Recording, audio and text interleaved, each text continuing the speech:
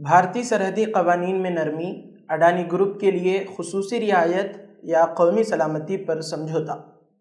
ناظرین السلام علیکم۔ دکن میڈیا کی اس خصوصی پیشکش میں آپ تمام کا استقبال ہے۔ میں ہوں اسماعیل ریحان۔ آئیے دیکھتے ہیں آج کی اہم خبریں۔ ایک بار پھر ہندوستان کی سیاست اور قومی سلامتی کے درمیان ایک سنگین سوال کھڑا ہو گیا ہے۔ حکومت کے ایک فیصلے نے نہ صرف اپوزیشن کو مشتعل کر دیا ہے بلکہ عسکری ماہرین بھی گہری تشویش میں مبتلا ہیں۔ یہ معاملہ ہے پاکستان کی سرحد کے قریب ایک بڑے قابل تجدید توانائی منصوبے کی تعمیر کا، جس کے لیے قومی سلامتی کے پروٹوکول میں نرمی کی گئی۔ یہ پروجیکٹ کسی عام کمپنی کو نہیں بلکہ ملک کے سب سے امیر ترین صنعت کار گوتم اڈانی کے گروپ کو دیا گیا ہے۔ سوال یہ ہے کہ کیا یہ فیصلہ قومی مفاد میں تھا یا کسی خاص گروپ کو فائدہ پہنچانے کے لیے کیا گیا؟ اس خبر کا پس منظر یہ ہے کہ اڈانی گروپ ریاست گجرات میں کھاوڑا پلانٹ کے نام سے دنیا کا سب سے بڑا قابل تجدید توانائی منصوبہ تعمیر کر رہا ہے، جو پاکستان کی سرحد سے محض 1 کلومیٹر دور واقع ہے۔ ماضی میں قومی دفاعی پروٹوکول کے تحت کسی بھی بڑی تعمیر کے لیے سرحد سے کم از کم 10 کلومیٹر دوری ضروری تھی، لیکن اپریل 2023 میں گجرات حکومت نے مرکز سے درخواست کی کہ اس شرط میں نرمی کی جائے۔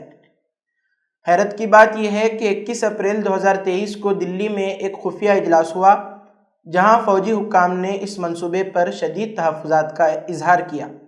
ان کا کہنا تھا کہ یہ منصوبہ سرحدی علاقوں میں ٹینکوں کی نقل و حرکت اور نگرانی کے نظام کو متاثر کر سکتا ہے، لیکن ان اعتراضات کے باوجود حکومت نے قوانین میں نرمی کرتے ہوئے زمین کی الاٹمنٹ کا راستہ ہموار کر دیا۔ قومی سلامتی کے خدشات۔ دفاعی تجزیہ کار اجے شکلا کا کہنا ہے کہ یہ فیصلہ اسٹریٹجک طور پر ناقص ہے۔ ان کے مطابق سرحدی دفاعی اصولوں میں نرمی کر کے فوج اپنی ذمہ داریوں کو مزید پیچیدہ بنا رہی ہے۔ اگر کسی ہنگامی صورتحال میں بارودی سرنگیں بچھانے یا دفاعی آپریشنز کی ضرورت پیش آئی تو فوج کیسے متحرک ہوگی؟ فوج کے کئی سینئر افسران نے نام ظاہر نہ کرنے کی شرط پر خدشات کا اظہار کیا کہ یہ فیصلہ ایک بڑا سیکیورٹی رسک بن سکتا ہے۔ دستاویزات کے مطابق یہ زمین پہلے solar energy corporation of India یعنی SECI کو الاٹ کی گئی تھی، لیکن اپریل 2023 میں سرحدی قوانین میں ترمیم کے بعد اگست 2023 میں اسے اڈانی گروپ کو منتقل کر دیا گیا۔ حیران کن بات یہ ہے کہ SECI کو زمین چھوڑنے کا حکم دیا گیا، جبکہ اڈانی گروپ کو ان تبدیلیوں سے پہلے ہی آگاہ کر دیا گیا تھا۔ نومبر 2023 میں امریکی حکومت نے الزام لگایا کہ اڈانی گروپ نے بھارتی سرکاری اہلکاروں کو $265 ملین کی رشوت دی تاکہ توانائی کے سودے حاصل کیے جا سکیں۔ یہی نہیں، فرانس کی توانائی کمپنی ٹوٹل انرجیز نے اڈانی گروپ کے ساتھ مزید سرمایہ کاری روک دی، جبکہ آندھرا پردیش حکومت نے بھی اڈانی کے ساتھ ایک بڑا معاہدہ منسوخ کرنے کی کوشش کی۔ اس معاملے میں اپوزیشن نے حکومت پر سخت تنقید کی ہے۔ راہل گاندھی نے پارلیمنٹ میں وزیر اعظم مودی پر الزام لگاتے ہوئے کہا کہ اڈانی نے پورے ملک کو ہائی جیک کر لیا ہے اور مودی حکومت ان کے مفادات کے تحفظ میں لگی ہوئی ہے۔ کانگریس کا دعویٰ ہے کہ سرحدی قوانین میں نرمی صرف پاکستان کی سرحد پر ہی نہیں بلکہ چین، نیپال، میانمار اور بنگلہ دیش کی سرحدوں پر بھی کی گئی ہے تاکہ اڈانی گروپ کو فائدہ پہنچایا جا سکے۔ بہرحال اس خبر سے ابھرنے والے اہم سوالات کو نظر انداز نہیں کیا جا سکتا۔ وہ سوالات کیا ہیں؟ آئیے ایک ایک کر کے جانتے ہیں۔ پہلا سوال یہ ہے کہ قومی سلامتی کے اصولوں میں نرمی کیوں کی گئی؟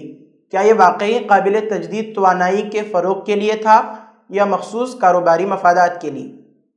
نمبر 2، اگر سرحدی قوانین میں نرمی قومی مفاد میں تھی تو پھر فوجی ماہرین اور سابقہ افسران اس پر سوال کیوں اٹھا رہے ہیں؟ نمبر 3، اگر کل کوئی ہنگامی صورتحال پیدا ہوتی ہے تو کیا فوج اپنی دفاعی حکمت عملی پر سمجھوتا کرے گی؟ نمبر 4، SECI کو زمین چھوڑنے پر مجبور کیوں کیا گیا اور اڈانی گروپ کو پہلے سے اس کی اطلاع کیوں دی گئی؟ پانچواں اور آخری سوال یہ ہے کہ کیا یہ فیصلہ حکومت کی دوست پروری کی ایک اور مثال ہے؟ ناظرین، اب بڑھتے ہیں مشرق وسطیٰ کی طرف۔ جب سے امریکہ کے نومنتخب صدر ڈونلڈ ٹرمپ نے اسرائیلی وزیر اعظم سے ملاقات کے بعد غزہ پر قبضہ کر لینے کا بہیمانہ اعلان کیا ہے، مسلم دنیا اور عالمی برادری سکتے میں ہے۔ ایک سال تک بلا توقف غزہ میں بدترین خون ریزی، تباہی اور بربادی کی داستان رقم کرنے کے بعد جو جنگ بندی عمل میں آئی تھی وہ بھی اب خطرے میں نظر آ رہی ہے، کیونکہ فلسطین کی اسلامی مزاحمتی تنظیم حماس نے اعلان کیا ہے کہ وہ غزہ میں زیر حراست قیدیوں کی رہائی کو معطل کر رہی ہے۔ تنظیم کے مطابق یہ اقدام اسرائیل کی جانب سے جنگ بندی معاہدے کی خلاف ورزی کے رد عمل میں اٹھایا گیا ہے۔ معاہدے کے تحت بے گھر فلسطینیوں کو ان کے علاقوں میں واپسی کی اجازت دی جانی تھی اور امداد کی بلا رکاوٹ ترسیل یقینی بنائی جانی تھی، مگر اسرائیل نے ان شرائط کی پاسداری نہیں کی۔ اس کے نتیجے میں حماس نے قیدیوں کی رہائی روک دی، جس سے اسرائیلی معاشرے میں شدید بے چینی پیدا ہو گئی ہے۔ ادھر اسرائیلی وزیر اعظم بنجامن نیتن یاہو نے دھمکی دی ہے کہ اگر حماس نے ہفتے تک قیدیوں کی رہائی کا سلسلہ بحال نہ کیا تو غزہ پر دوبارہ شدید بمباری کی جائے گی۔ ایک طرف اسرائیلی وزیر اعظم فرعون کی بولی بولتے ہوئے فلسطینی مزاحمت کاروں کو بلیک میل کرنے کی کوشش کر رہے ہیں، تو دوسری طرف خود اسرائیلی معاشرے سے ایک تضاد ابھر کر سامنے آیا ہے، جہاں قیدیوں کے اہل خانہ تل ابیب میں احتجاج کر رہے ہیں اور حکومت سے مطالبہ کر رہے ہیں کہ معاہدے کو ہر حال میں برقرار رکھا جائے تاکہ تمام قیدیوں کی بحفاظت رہائی ممکن ہو۔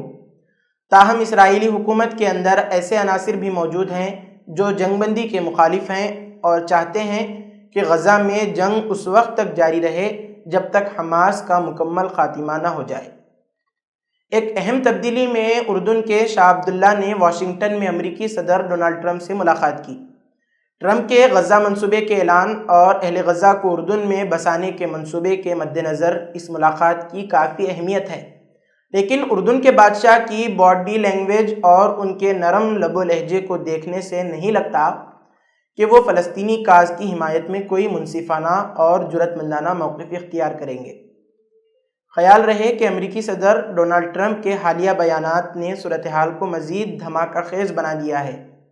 انہوں نے کہا ہے کہ امریکہ کو غزہ پر کنٹرول حاصل کر لینا چاہیے اور فلسطینیوں کو وہاں سے بے دخل کر دینا چاہیے، جو در حقیقت نسل کشی کے مترادف ہوگا۔ اس کے علاوہ ٹرمپ نے اسرائیل سے مطالبہ کیا ہے کہ وہ ہفتے تک تمام اسرائیلی قیدیوں کی رہائی یقینی بنائے، ورنہ قیامت برپا ہو جائے گی۔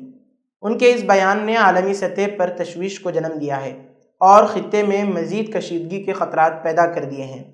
ان تبدیلیوں سے یہ خدشات پیدا ہوئے ہیں کہ کیا حماس کے فیصلے سے اسرائیل اور فلسطین کے درمیان جنگ بندی کا معاہدہ مکمل طور پر ختم ہو جائے گا؟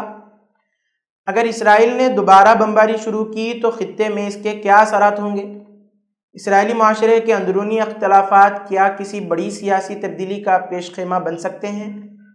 امریکہ کے متنازعہ بیانات مشرق وسطیٰ میں کس حد تک مزید کشیدگی پیدا کر سکتے ہیں؟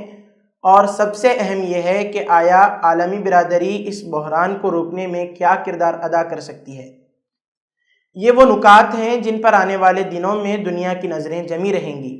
اسی طرح ہم لاتے رہیں گے مزید خبریں۔ دیکھتے رہیے ڈکن میڈیا۔ چینل کو سبسکرائب کریں اور ویڈیو کو لائک اور شیئر کریں اور اپنی رائے کمنٹ میں دینا نہ بھولیں۔ اللہ حافظ۔